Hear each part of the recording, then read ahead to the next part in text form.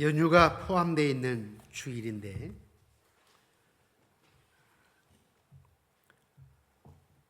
주일 성수하시기 위해서 오신 여러분들을 진심으로 주님의 이름으로 축복합니다. 우리 예루살렘 우리 저쪽에 또 시온 찬양대 양쪽 찬양대 찬양이 하나님께 영광이 되고 또 여러분들에게 축복이 되고 우리가 은혜가 된 줄로 믿습니다. 특히 영상으로 들어오셔서 예배를 드리신 교우 여러분 또 하나님의 자녀 여러분 오늘 또 말씀을 통하여 큰 은혜가 되고 여호와의 주권 속에서 복이 되어지기를 주님의 이름으로 축원합니다. 요즘 우리 교회에 종종 새로 오신 분들이 와서 예배를 드리시는데요, 여러분들 기도하시면서 또 마음에 청하시고 마지막 때에 멋진 교회 생활, 예배 생활들이 여러분들에게 되어지기를 주님의 이름으로 축원합니다. 이제 여름에 기승을 부리던 폭염이 가을의 문턱에서 무릎을 꿇은 것 같습니다. 이러면 가을 동안 심령의 풍요가 차고 넘치기를 다시 한번 주님의 이름으로 축원합니다. 오늘 설교의 제목이 뭐냐면, 설교 제목이 뭡니까? 떨리는 음성으로 쏟아낸 생명의 언어. 그런데 부제로, 다른 주제로 또 표현한다면 주어를 바꾼 주어, my, I, you, 주어를 바꾼 은혜.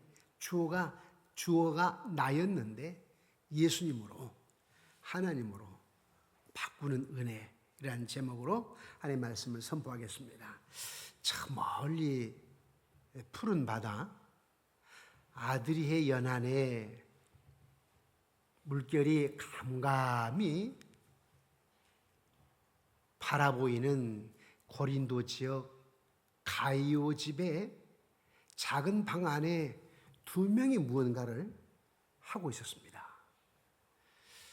한 사람은 심한 고문으로 인해서 고문을 당해가지고 어깨가 깨뜨려지고 내려져 있고 얼굴은 성한 곳이 한 군데도 얻어맞아서 다리도 역시 상처로 인해서 그 작은 방 공간 안에 한 걸음 내딛기가 버거워진, 그래서 한 걸음 내디딜 때마다 고통의 소리가 자아내지는 상황이었고, 한 사람은 작은 촛불에 기대어서 책상에 앉아 깃펜, 새깃 같은 거, 깃펜으로 뭔가를 기록할 준비를 하고 있었습니다. 한 사람 어깨가 무너지고 얼굴도 다리도 성한 곳이 없는 사람, 고난의 고문의 잔혹한 흔적으로 하염없이 무너져 있는 것 같지만서도 그의 눈빛만큼은 온 우주를 담아낼 듯한 신비로운 정기, 그리고 영적인 기품이 반짝거리고 있었습니다. 스스로 펜을 들 힘조차 없었지만 덜덜 떨리는 음성으로 대필자 더디오에게 한자 한 글자 불러주던 그의 음성은 단순한 한 문장이 아니고 핏방울이자 생명의 탄식이었습니다. 어떤 생명의 탄식이었느냐? 예수 그리스도의 종 바울은 사도로 부르심마다 하나님의 복음을 위하여 택정함을 입었으니, 여기서 보니까 주어가 그리스도의 종, 나는 누군가? 나는 그리스도의 종이다.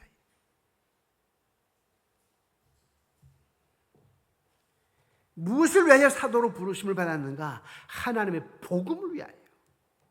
하나님의 복음이 생명의 언어이기 때문에 이 복음이 여러분 생명의 언어가 되었죠. 바울은 잘 걷지도 못하면서 떨리는 음성으로 쏟아내는 그 말씀은 생명의 언어였습니다. 그래서 2000년 동안 온 인류를 거꾸로 뒤집어 엎는 거룩한 폭풍이 되었죠. 즉 바울이 쓴 로마서는 2000년의 인류의 역사를 뒤집어 놓는 거룩한 폭풍이 되었습니다. 어떻게 해요? 바울이 쓴 로마서 한두 구절들이 절망의 그늘에 앉아있던 수많은 영혼들의 가슴을 쪼개었고 무릎 꿇게 하였고 삶의 궤적을 180도로 바꾸어 놓았습니다. 여러분도 역시 마찬가지죠. 내 삶도 여러분 삶도 이 로마서가 아니 성경이 여러분의 삶의 궤적을 바꾸어 놓았다고요. 그 첫 번째 사람이 즉 로마서를 통해서 첫 번째로 삶의 궤적이 바뀐 사람이 누구냐니까 어거스틴. 여러분 너무나 잘 아는 성 아우구스티누스, 성 어거스틴입니다. 당대 최고의 수학자이자 지성인이었는데 그가 철학과 만유교에 빠져가지고 진리를 탐구했지만은 정작 자기 안에 사로잡힌 음란과 방탕, 정욕의 사슬을 끌어낼 힘이 없었어요. 영적으로는 지옥의 깊은 신음 속에 갇혀 있었습니다. 영적으로 지옥 생활. 어느 날 이탈리아 밀라노라고 하는 한 정원에 앉아 있는데 도덕적인 방향과 내면의 깊은 범민 속에 괴로워하고 있는데 정원의 담을 넘어오는 한 아이의 노래소리가 들렸어요. 한 아이의 노래소리는 라틴어로 톨레레게 톨레레게, 무슨 말이냐면 일어나 집어서 읽어라, 일어나 집어서 읽어라. 어거스틴은 그것을 하나님이 자신에게 주신 신성한 명령으로 받아들이고 성경을 펼쳐서 읽기 시작했습니다. 그러다가 로마서 13장 13절과 14절을 말씀에 결정적으로 무릎을 꿇고 말았습니다. 한번 볼까요? 로마서 13장 13절 14절 시작. 낮에와 같이 단정히 행하고 방탕하거나 술 취하지 말며 음란하거나 호색하지 말며 다투거나 시기하지 말고 오직 주 예수 그리스도를 옷 입고 정욕을 위하여 육신의 일을 도모하지 말라. 그 말씀이 그를 평생 괴롭히던 정욕의 음산한 안개를 거치게 만들었습니다. 방탕했던 사상가 성 어거스틴은 그때의 은혜 아래 새롭게 태어났습니다. 그리고 중세 천년의 신학적 기초를 넣는 거대한 기둥이 되었습니다. 그로부터 또 천년이 흘렀습니다. 독일 비텐베르크 한 수도원의 한 어두운 방에서 또 다른 영혼이 고통 속에 신음하고 있었습니다. 마틴 루터지요. 그가 하나님의 율법 앞에서 자신의 절망적인 죄성 때문에 죄성 때문에 괴로워했습니다. 어떻게 내가 어떤 공로로 어떤 행적으로 구원받을 수 있을까? 그런데 이 죄 문제를 해결할 수가 없어. 행위로는 해결할 수 없을 것 같아요. 그래서 구원의 확신을 얻고자 스스로 채찍 자기 몸을 때렸습니다. 고행한 거죠. 금식해 보았습니다. 수도원의 찬 바닥에서 밤을 새웠습니다. 그런 것으로 인해서 어떻게 구원받을 수 있을까 싶어서였습니다. 죄사함을 받기 위해 로마의 성계단을 두 무릎으로 기어 올라봤습니다. 무릎에서 피가 나오고 아릿한 통증이 뼈를 찔렀습니다. 그의 영혼에는 그래도 아무런 평안은 찾아오지 않았습니다. 의로운 행위와 종교적인 열심으로 하나님께 다가가려고 했지만 거룩하신 하나님과 자신 사이에 메울 수 없는 심연한 확인뿐이었습니다. 그 무엇으로 내 마음에 평안을 가져올 수는 없구나. 그러던 어느 날 수도원 건물 높은 탑에 있는 조그만 방 서재에서 로마서를 연구하다가 로마서 1장 17절 말씀이 루터의 영혼의 한 줄기의 빛으로 통과되기 시작했습니다. 함께 읽어보실까요? 로마서 1장 17절 루터를 어떤 말씀이 변화시켰는지 시작. 복음에는 하나님의 의가 나타나서 믿음으로 믿음에 이르게 하나니 기록된 바 오직 의인은 믿음으로 말미암아 살리라. 아멘. 루터는 비로소 하나님의 의라고 하는 것은 인간의 행위나 공로의 기준이 아니라 십자가를 통해서 죄인에게 값없이 입혀주시는 하나님의 은혜의 선물이로다. 여러분 제일 좋아하는 찬양이 은혜 아닙니까? 은혜로다 주와 함께 거함이 은혜로다. 제가 내비게이터나 CC에 가서 정말 은혜를 받는 찬양이 그거였어요. 은혜로다 주와 함께 대학생들이 뛰면서 맨발로 뛰면서 이런 통로에 뛰면서 찬양합니다. 얼마나 은혜가 되든지. 또 요즘 은혜 찬양 여러분 얼마나 많습니까? 은혜로다 십자가의 은혜로다. 루터는 비로소 하나님의 의라고 하는 것은 인간의 행위나 공로의 기준이 아니라 십자가를 통해서 죄인에게 값없이 입혀주시는 하나님의 은혜의 선물이라고 깨닫고, 그 깨달음의 불꽃이 바로 종교개혁의 시작이었습니다. 설교를 준비하면서 그래 510년 전 루터의 종교개혁, 혹시 여러분들 중에는 우리 목사님 뭐하게 총회장을 하시려고 할까? 다 그렇고 그러는데 사실 맞습니다. 그러나 저는 제2의 종교개혁 어게인 1517을 한번 생각해 보면서 나는 죽고 예수로 살자. 다음 세대에 희망이 없는 것 같다. 이 나라가 정말 복잡하다네. 어찌할꼬. 역사의 쳇바퀴를 돌리신 분은 하나님이시고, 누가 어른 노릇을 해야 될 것이고, 누가 영적인 리더자로서의 십자가를 져야 될 텐데, 저야 2년이면 조용히 평안하게 그냥 살 수 있을 텐데 왜 이 길을 걸어야 할까? 온갖 말도 많고 지어낸 말도 많은데, 저는 지난 이틀 전에도 과연 총회장으로 선관위에서 통과를 할까? 저 개인적인 문제는 아니었고 사실 당의 문제였습니다. 우리 교회가 소속된 남경기 노예가 21당회가 안 된다고 그렇게 난리를 펴니다. 물론 노예는 작지요. 그러나 21당회는 됩니다.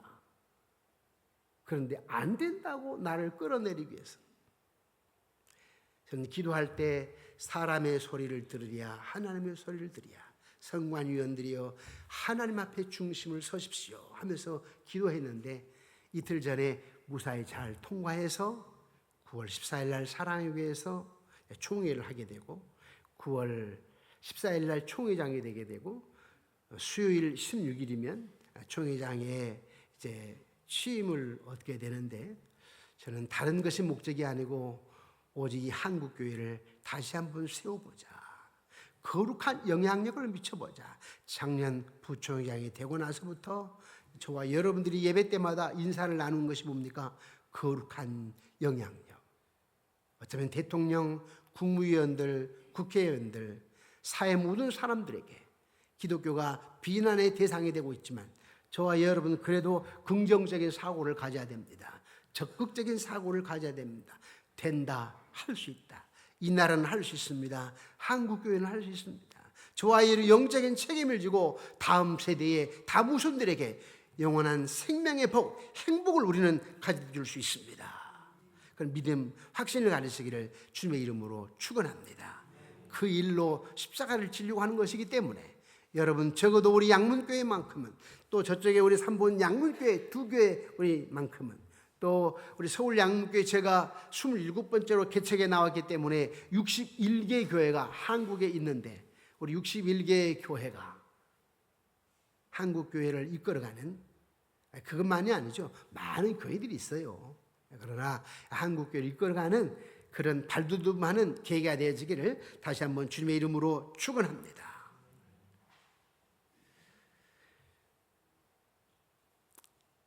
루터의 종교개혁 후에 200년 후였습니다.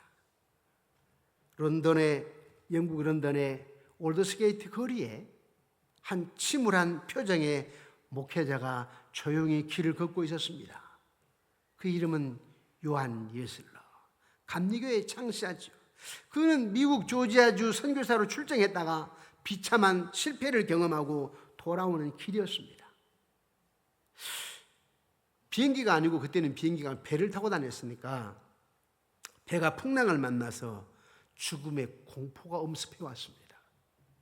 그 배 안에서, 그 풍랑 속에서 죽음의 공포를 자기는 느끼고 있는데, 평안하게 찬송을 부르던 모라비안 교도들을 보면서, 이 모라비안 교도들은 선교사에게 지대한 영향력을 미쳤던 사람들입니다. 선교사에게 지대한 영향력을 미쳤던 기독교 공동체입니다. 그들은 풍랑 속에서도 평안하게 찬양을 부릅니다. 예를 들면 나 같은 죄인 살리신, 이런 찬양을 부르며 얼마나 평안해하든지 웨슬리는 깨달았습니다. 자신의 믿음이 얼마나 껍데기뿐이었는지 자책하는 밤이었습니다. 내가 조지아주로 선교사로 갔지만 이 풍랑 앞에서 무너지는 모습을 자신을 바라보며 얼마나 내 믿음이 껍데기 믿음이었던가. 그리고 지친 발걸음으로 올드스게이트 한 작은 집회에 참석했는데 그곳에 어떤 사람이 마르틴 루터의 로마서 서문을 읽는 것을 귀로 듣게 되었습니다. 그 순간 웨슬리의 심장이 뜨거워지기 시작했습니다. 그리고 18세기 영국 사회를 영적인 대각성으로 흔들어 놓았습니다. 또 문학가이자 신학자요 대형 박물관의 관장이었던 필립스, 그는 이렇게 고백했습니다. 언젠가도 제가 말씀을 드렸죠. 누군가가 내게 온 세계를 준다고 해도 난 이 대형 박물관과 바꿀 수가 없다. 어떤 보물을 준다 해도 이 대형 박물관과는 바꿀 수가 없다. 하지만 그러나 만일 사도 바울이 쓴 친필로 쓴 로마서의 이 한 페이지만, 로마서의 한 페이지만이라도 가져온다면 나는 이 대형 박물관을 서슴없이 던져버릴 수 있다. 그만큼 로마서는 생명의 언어이기 때문에 그렇습니다. 사랑하는 성도 여러분, 무엇이 그토록 수많은 지성과 영혼들을 흔들어 놓았을까요? 권력도, 돈도, 화려한 외모도 없었던 한 늙고 병든 죄수의 입에서 나오는 그 첫 문장, 예수 그리스도의 종. 예수 그리스도의 종. 이 떨리는 음성이 생명의 언어가 되어서 어거스틴을, 루터를, 웨슬러를, 필립스를 바꾸어 놓았습니다.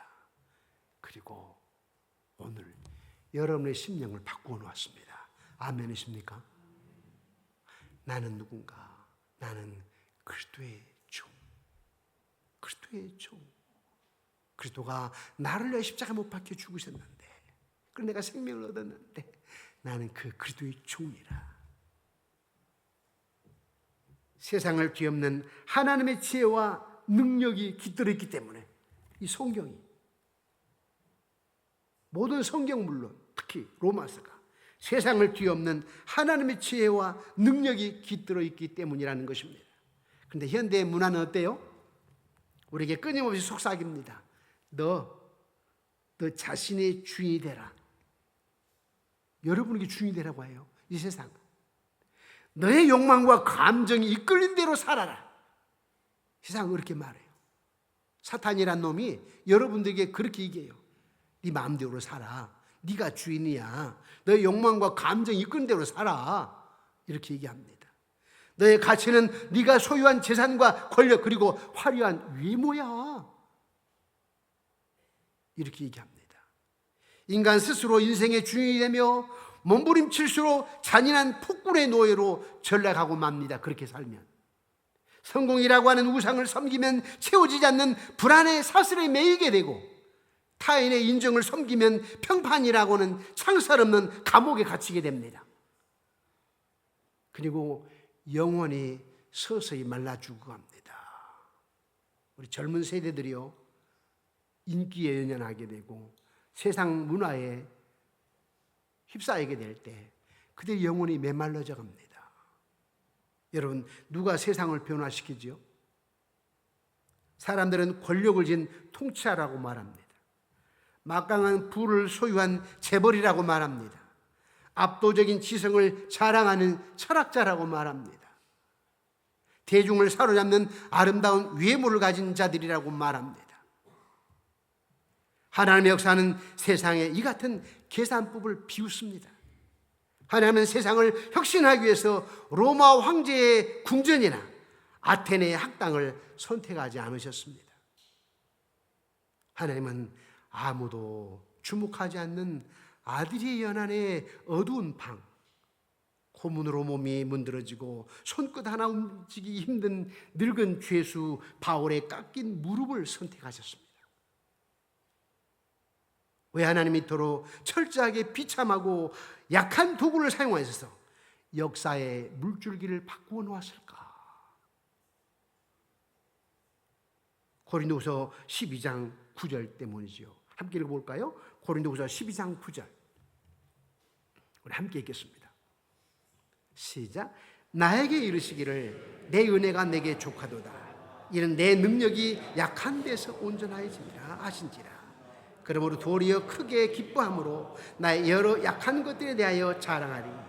이는 그의 능력이 내게 머물게 하려 함이라. 아멘. 인간이 자신의 힘과 자격을 자랑할 때 그곳에는 하나님의 영광이 들어설 자리가 없습니다. 그러나 자신의 완벽한 무능력과 파산을 인정하고 십자가 앞에 엎드릴 때 비로소 인간의 약함이라고 하는 그릇 속에 하나님의 전능함이라는 거룩한 보화가 담기게 되는 것입니다. 복음은 인간이 하나님을 향해 올라가는 사다리가 아니고 하나님이 인간을 향해, 저와 여러분을 향해 인간의 몸을 입고 내려오신 성육신과 십자가의 사건입니다.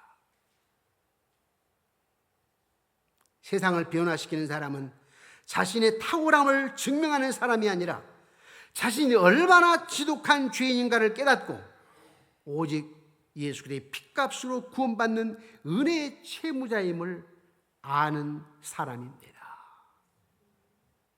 사랑하는 성도 여러분, 오늘 여러분의 삶을 둘러싸고 있는 환경이 어떠합니까? 바울처럼 몸에 깊은 질병의 가시가 있습니까? 가정이 찢어지고 경제적인 감옥에 갇혀 절망하고 계시지는 않습니까?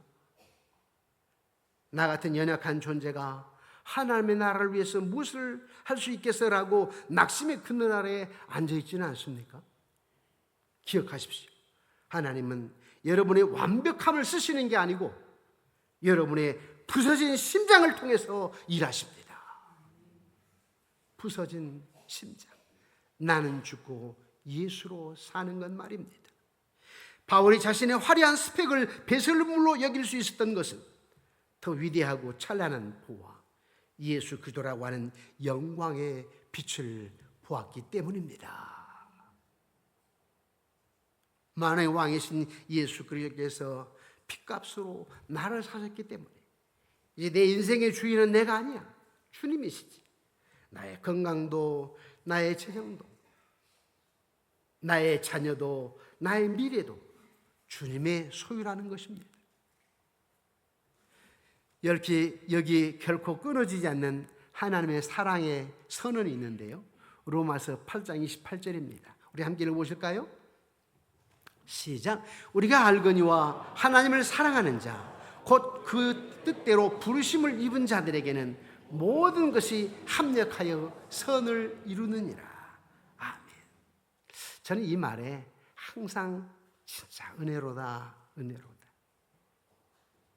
대학에 떨어져서 자살하려고 하는 것도, 또 척추 결핵으로 의사가 죽는다고 하는 것도, 손녀가 태어났을 때 미숙아로 태어나서 100일 동안 인큐베이터에 있는데 한 1, 2분마다 사이렌이 울려요. 이건 숨이 끊어졌다는 거 아닙니까? 저쪽 건물을 사놓고, 저쪽 예배당 건물을 사놓고 깡패들이 와가지고 칼로 해칼로 찔러 죽인다고 한 석 달 동안, 그때에 그 고비고비를 넘기면서 합력하여 선을 이루시는구나. 내가 어디를 가든 힘있게 강단에서 메시지를 선포할 수 있는 것은 과거의 하나님의 역사를 경험했기 때문에 지나놓고 보니까 합력하여 선을 이루는구나. 아까도 여기에 앉아 있으면서 오늘도 예배당에 나오지 못하시는 우리 이상식 집사님, 우리 이금순 권사님, 민병설 집사님, 또 수술 후에 지금 치료 중에 있는 여러 집사님들 생각해 보면서 집사님 괜찮아? 엊그제도 수술 받는 친척들이나 또 우리 성도님들, 집사님, 권사님 괜찮아? 합력하여 선을 이루실 거야.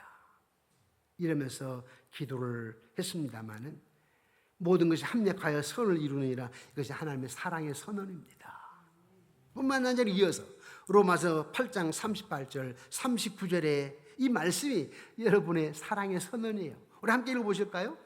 시작. 내가 확신하노니 사망이나 생명이나 천사들이나 권세자들이나 현재일이나 장래일이나 능력이나 높음이나 깊음이나 다른 어떤 피조물이라도 우리를 우리 주 그리스도 예수 안엔 하나님의 사랑에서 끊을 수 없으리라. 아멘이십니까? 그렇습니다.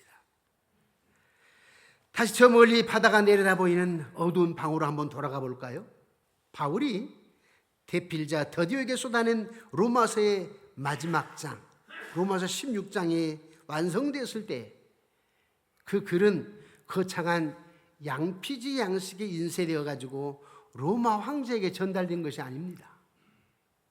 갱그라 교회의 신실한 일꾼이었던 베베 여사,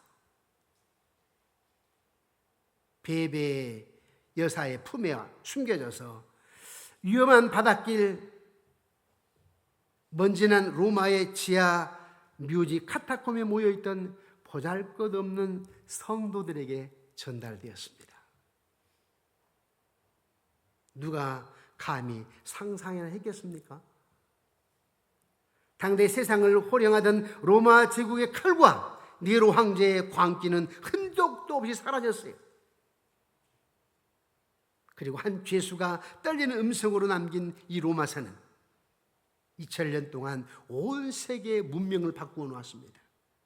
로마 제국을 무너뜨리며 수억 명의 영혼을 절망의 늪에서 건져 올렸습니다.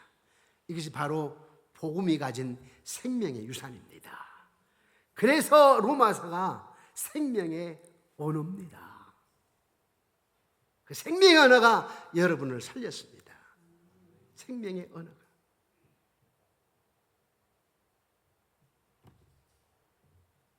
복음은 단순히 주일에 교회에 나와서 의식적인 예배를 드리는 것으로 끝나지 않습니다. 복음은 한 영혼의 심장에 떨어진 거룩한 불꽃이 되어서 그의 삶의 모든 영역을 창조주의 질서로 회복시키는 거룩한 혁명입니다. 로마서 12장 2절에 우리 함께 읽어볼까요? 시작. 너희는 이 세대를 본받지 말고 오직 마음을 새롭게 함으로 변화를 받아 기뻐하시고 온전하신 뜻이 무엇인지 분별하도록 하라. 아멘. 복음이 들어가는 곳마다 놀라운 회복의 역사가 일어납니다.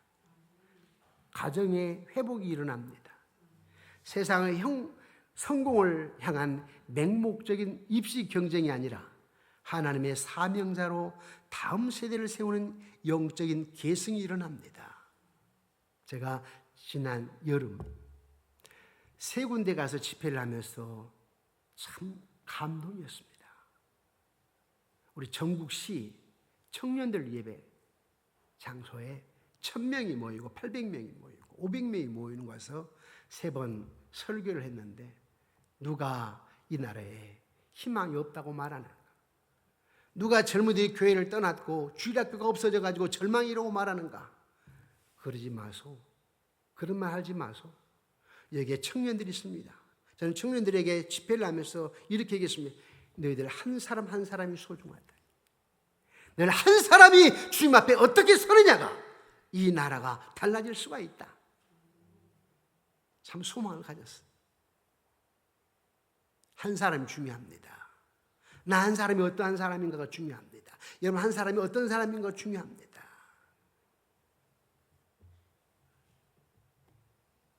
복음이 들어가는 곳마다 하나님께서 나를 보내신 소명의 현장에 되어 일터에서 공의와 사랑을 실천하게 됩니다. 세상을 변화시키는 사람은 거창한 정치적 구호를 외치는 사람이 아닙니다.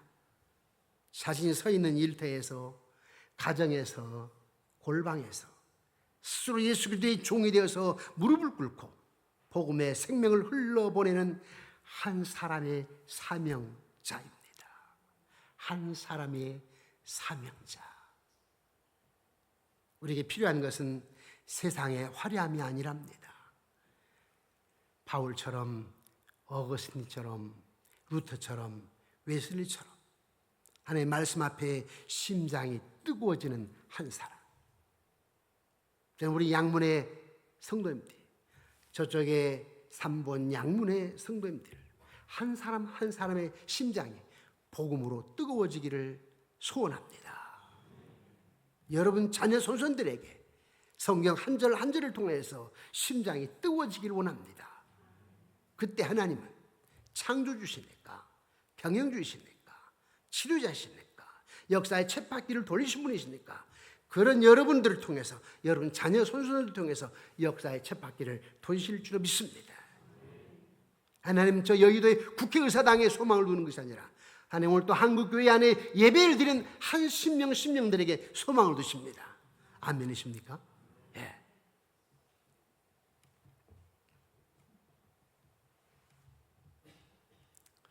하나님의 말씀에 심장이 뜨거워진 사람. 그래서 하나님의 말씀에 심장이 뜨거워진 사람은 이렇게 고백을 합니다. 로마서 14장 8절 볼까요? 로마서 14장 8절. 시작. 우리가 살아도 주를 위하여 살고 죽어도 주를 위하여 죽나니 그러므로 사나 죽으나 우리가 주의 것이거든. 사나 죽으나 우리가 주의 것이다.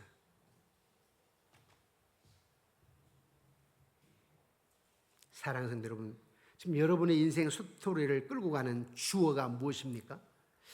여전히 나입니까? 나.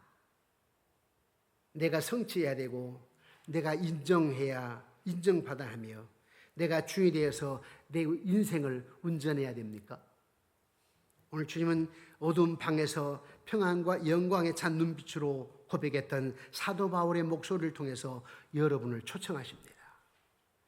어떻게 해요? 마태복음 11장 28절입니다. 우리 함께 읽어보실까요? 시작. 수고하고 무거운 짐진 자들아 다 내게로 오라. 내가 너희를 쉬게 하리라.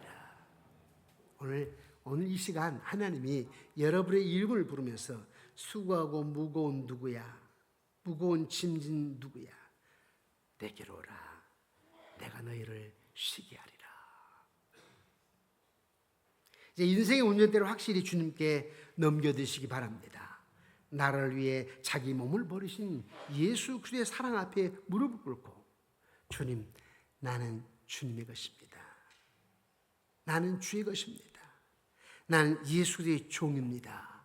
이런 고백이 여러분에게 있어지기를 주님의 이름으로 축원합니다. 여러분의 연약함, 여러분의 눈물, 여러분의 아픔, 심지어 과거의 수치스러운 실패와 상처까지도 하나님은 주권적인 은혜 안에서 합력하여 선을 이루어 세상을 살리는 찬란한 도구로 사용하실 것입니다. 바울은 그 바울의 굽은 어깨가 2000년의 역사를 바꿨듯이 여러분의 눈물 흘린 기도와 순종이 여러분의 가정과 다음 세대를 살려낼 것입니다. 사랑하는 성도 여러분, 얼마나 세상의 세파에 시달리면서 어려움 가운데 있습니까? 하나님은 오늘 여러분들을 교회로 발걸음 인도하셨습니다. 그리고 말씀하십니다. 수고하고 무거운 짐진 자야, 내가 너와 함께하겠다. 두려워하지 말라, 내가 너와 함께하겠다. 너는 내가 지명하여 부른 자다 라고 말씀하시며 우주의 만물을 창조한 나 여호와가 너와 함께하겠다라고 말씀하시는데 오늘도 떨리는 음성으로 쏟아놓는 세상의 언어, 하나님의 승리의 목소리에 귀를 기울이시고 여러분 가정이, 여러분 자녀 손손들이 여러분 노후까지도 또 우리 교회가 또 우리 양쪽 교회가 또 우리 한국 교회가 우리 교단이 하나님의 역사를 경험하는 삶이 세월이 역사가 되어지기를 주님의 이름으로 축원합니다.